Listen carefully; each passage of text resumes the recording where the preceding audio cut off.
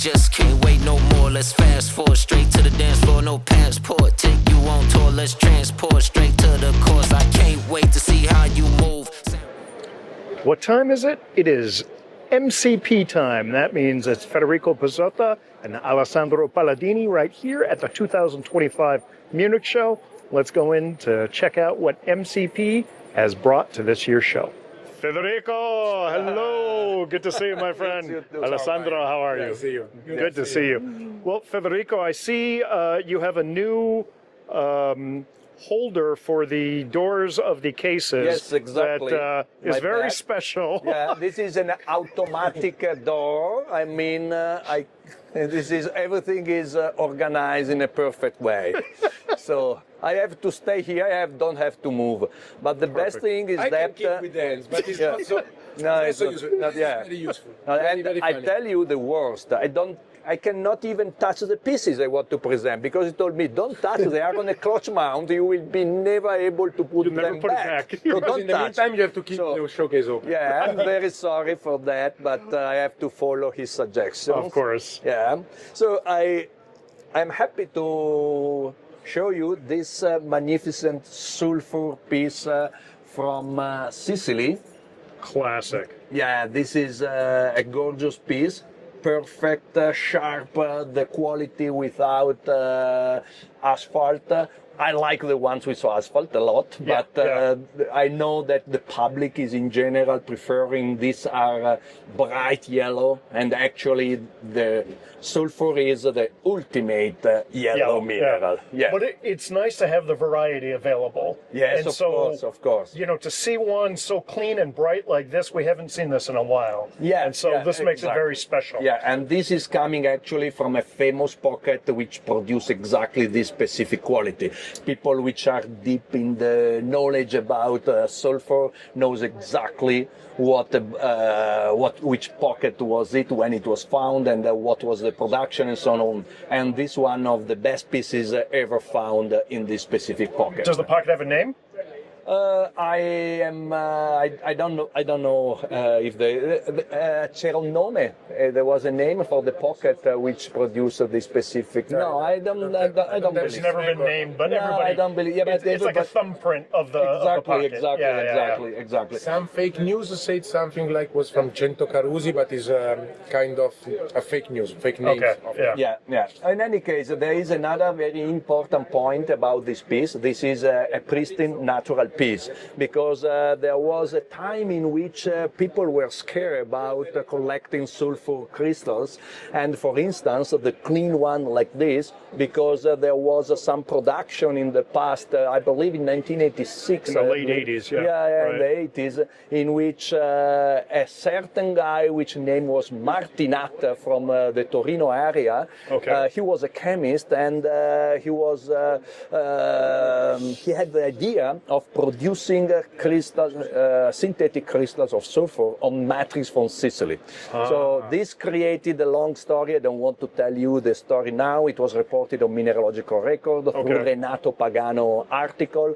So long story short, actually there was a movement of trying to understand which were the fake crystals compared with the natural one.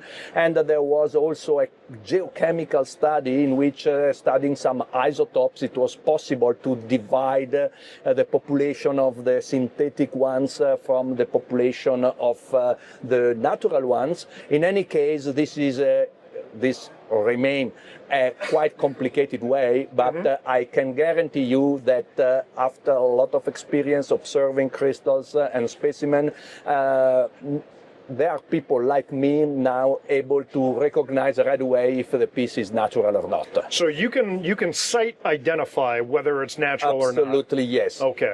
The advantage was that at the time Martinat used a specific quality of matrix which was coming from a specific mine in which sulfur crystals, well-shaped or large size and so on, were never found.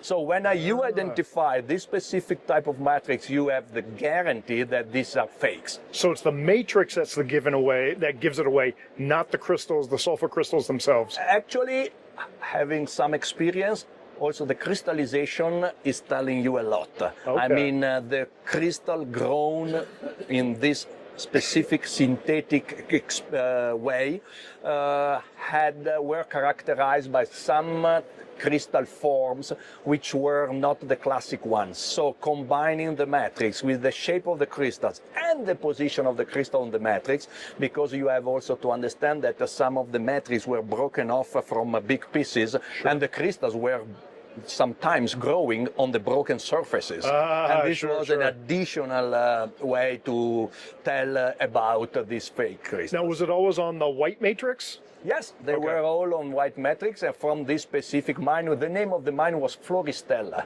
Okay. At the time was active mine, and he collected plenty of this material from the dumps.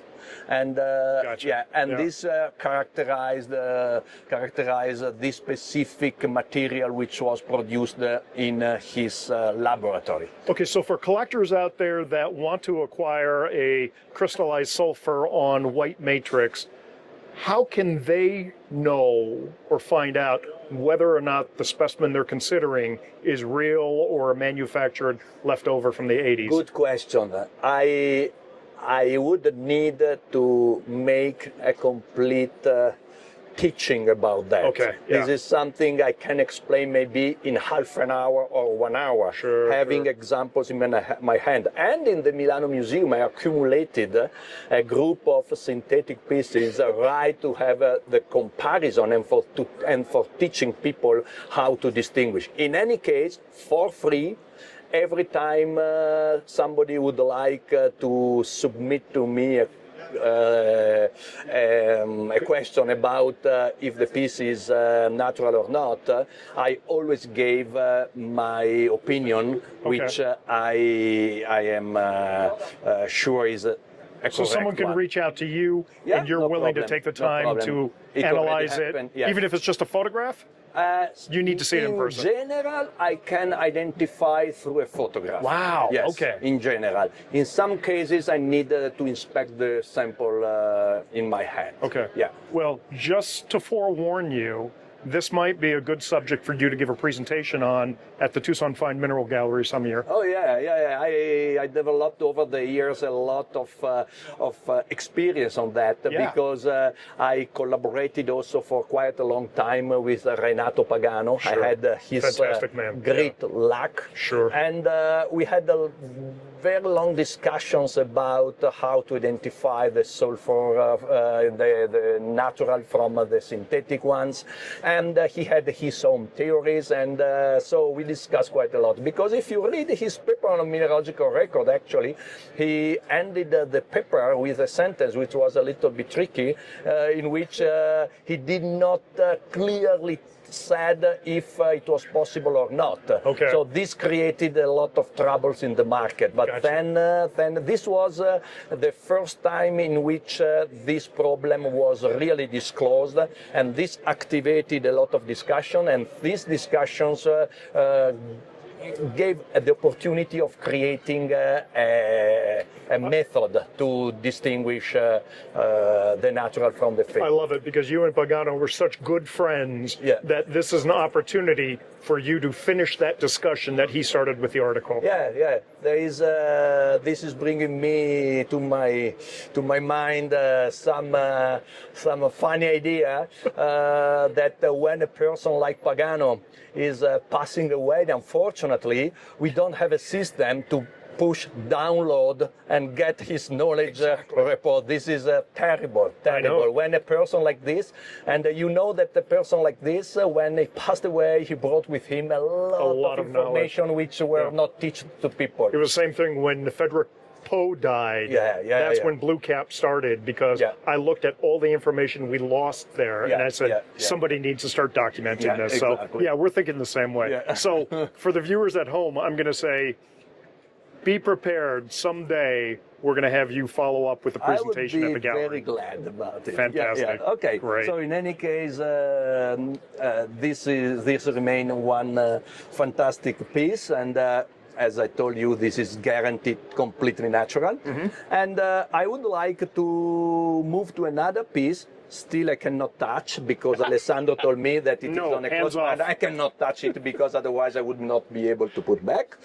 And this is, in my opinion, one of the best example of ever of a selenite crystal from the Niccioletta mine, which is a very classic Italian locality, with sulfur crystals included. Inside the crystal, inside the selenite. That is So superb. actually, this is something which formed in a condition, geological condition, which very likely is much different, very different from the Sicilian one.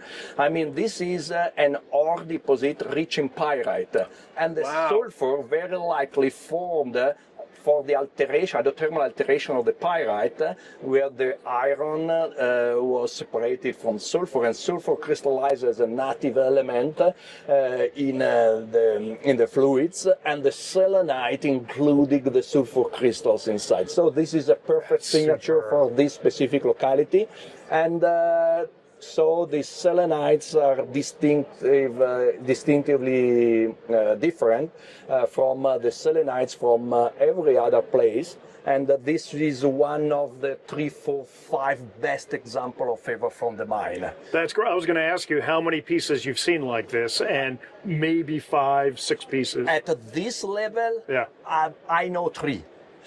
Yeah, like I say 4 or 5 because I suppose Just in case. Just in case.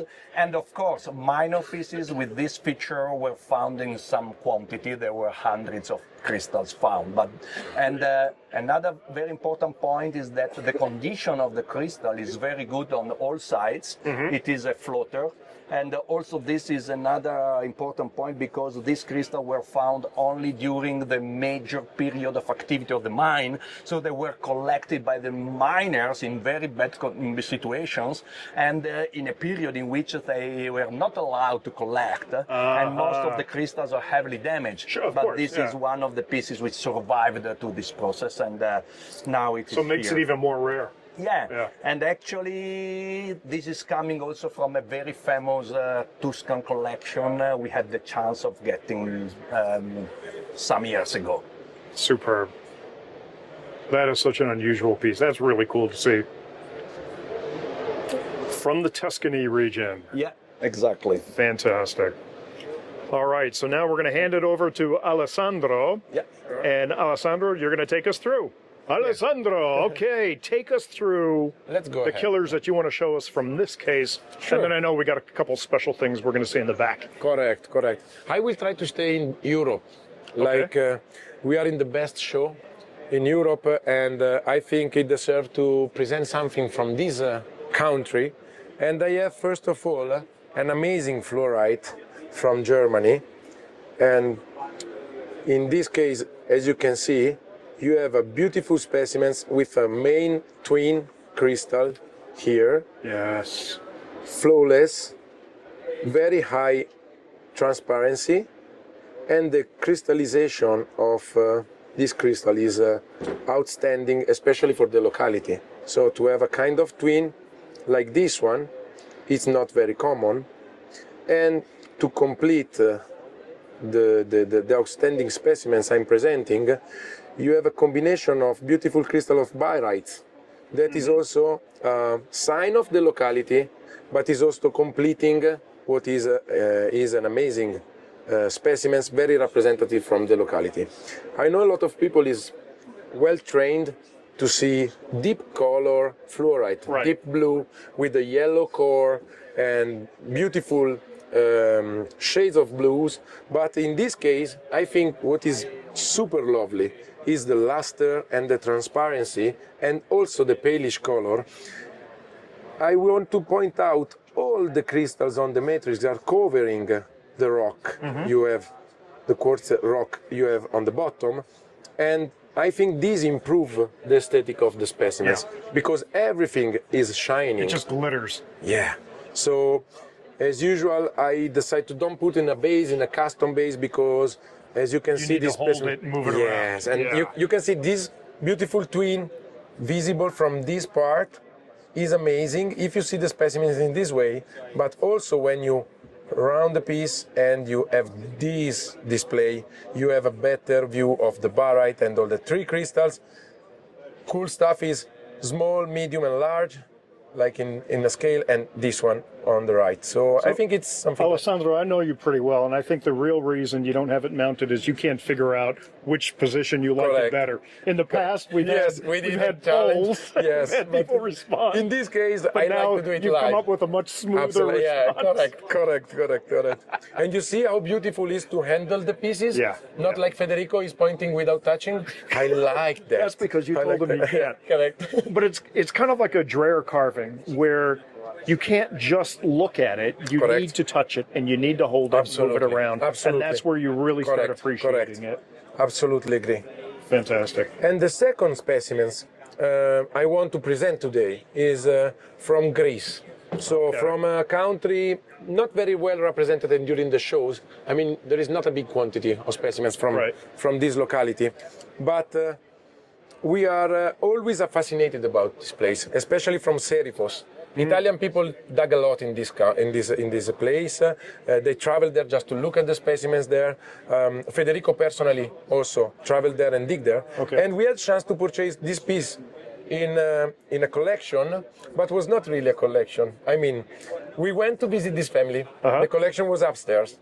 And they said, and we saw the collection. It was okay. It was okay. Nothing interesting for us. But they said, but we have more minerals in the, I don't know the name in English, when you go kind of garage, kind of place when they store stuff. And they say, we have this, maybe? the basement, kind of basement, yeah. And they start to show us some boxes. And at some point, this come out. And we were like, why this is not in the showcase? It's in a box in the basement. And I felt in love immediately. I felt in love because the contrast, first of all, white matrix and black is the typical contrast everybody loves. But look at the shape of the barite. It's a beautiful fan all around, 360, also in the back, beautiful luster, seated on the matrix, and kind of free all over, with the reddish patina with the side to keep, to don't remove, to make it really special, more dimension.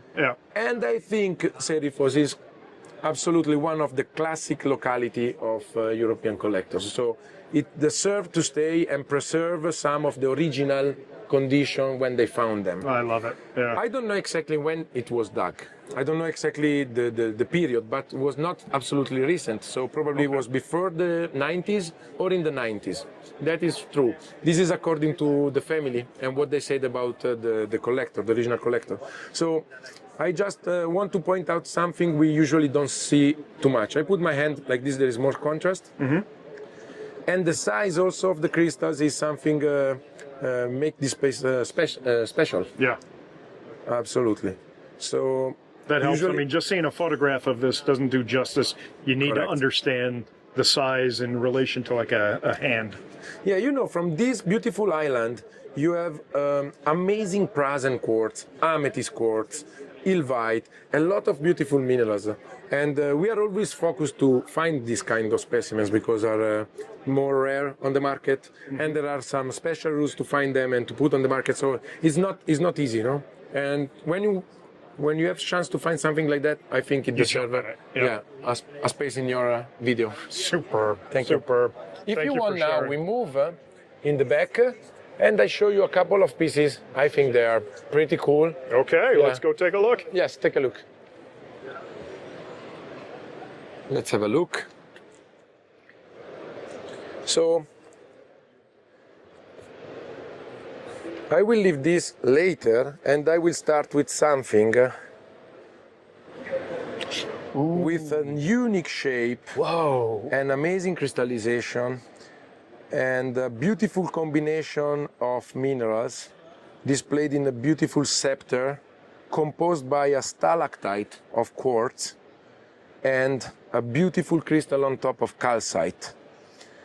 Everything is in combination with this pinkish stilbite covered by small crystals of quartz. It make it very lustrous and shiny all over, 360. I think the best display of the specimen is this one. The symmetry is amazing. You can see the lustrous face of the calcite with a blackish line inside included, just to make this more special. It's coming from India. This is from India? Yes, Okay. from India. And it's coming, you know, from this big deposit in the basalts where they find these vugs full of zeolites, full of steelbite, and beautiful mesolite you can see on the market. But when we stop by and look on something like this, you immediately recognize it's something not so common to find. Yeah. And I think it deserves to be present at the public because it is the evidence. You don't have to give up from this kind of deposit where it looks like everything is similar. It's just quantities. I don't think so. In the quantities, you can find something unusual. Specimen like this. Yes. And in this case, with the calcite and the size also, it's approximately 25 centimeters stalactite. So it's very, very important to display and to increase collection of everyone, from the top collectors to also museums. That is superb. Yeah, it's very rare. That is so unusual. You know, I'm really connected with this kind of locality because when you start to collect, the cheapest things you can buy, but with the best potential in the aesthetic is the Indian materials. So you can afford a lot of specimens, and you bring the specimens for all your collector life, no? And in the last period, I had a chance to see a lot of calcites from this locality, and this is why I think it's something I have to present to you. That's a stunning piece. Yeah. And the last one, always related about my taste. He's a garnet. Who knows me? Oof.